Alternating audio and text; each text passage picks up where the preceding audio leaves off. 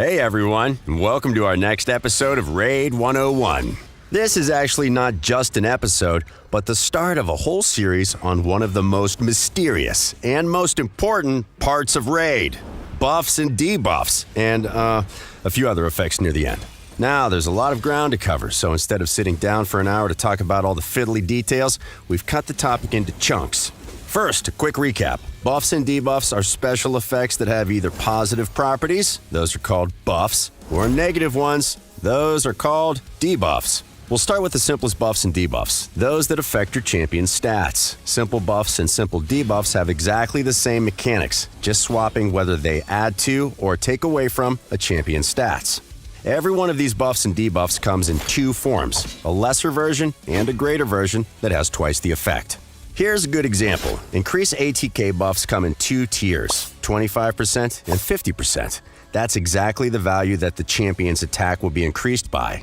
Oh, and we're talking about their final battle attack stat, which includes all your bonuses from artifacts, masteries, faction guardians, auras, you name it. This number can be massive. But where there is yang, there's also yin.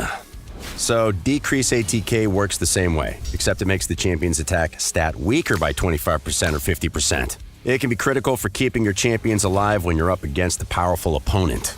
Increased def and decreased def effects work in essentially the same way, except they affect the champion's defense stats, and they adjust it a little more by 30 or 60%.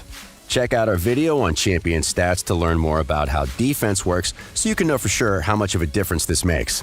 Oh, also, keep in mind that there are champions whose damage scales based on their defense rather than their attack. If you put increased defense on one of these champions, their damage and their durability will go up. Next up, we have speed. Speed is almost always the most important stat, and increasing or decreasing it by 15 or 30% can literally win a battle all on itself. Check out our turn meter video if you're not sure how. The short version? More speed means more turns, and more turns means more winning. Who doesn't like winning? Next up, something that's useful for everyone, but particularly useful for attackers. This bad boy increases the champion's critical rate by 15 or 30%. That's pretty huge for damage-based champions and as straightforward as they come. Now, you can get a champion to 100% crit chance even without this buff, but sometimes it comes at serious sacrifice in other stats, especially crit damage. If you don't want to have to struggle as much with artifacts, champions with this buff will be your friend. Likewise, the debuff that decreases the target's critical rate by the same values is going to make your champion's lives a lot easier, especially in PvE, as PvE enemies don't have artifacts. Nearly every champion has just 15% chance to crit, so a simple decreased crit rate debuff will turn that chance down to nothing. Next up, well, it's the buff-debuff pair you'd expect, increase and decrease crit damage. You're probably getting the swing of this at this point. Increased crit damage boosts your crit damage by 15 or 30%, and decreased crit damage reduces it by 15 or 30%. Simple. The buff is best used on your attackers who already have a high crit rate, while the debuff is best for PvP. A lot of teams out there are going to have 100% crit rate nukers, and this will soften their punches. You can probably guess what we're going next.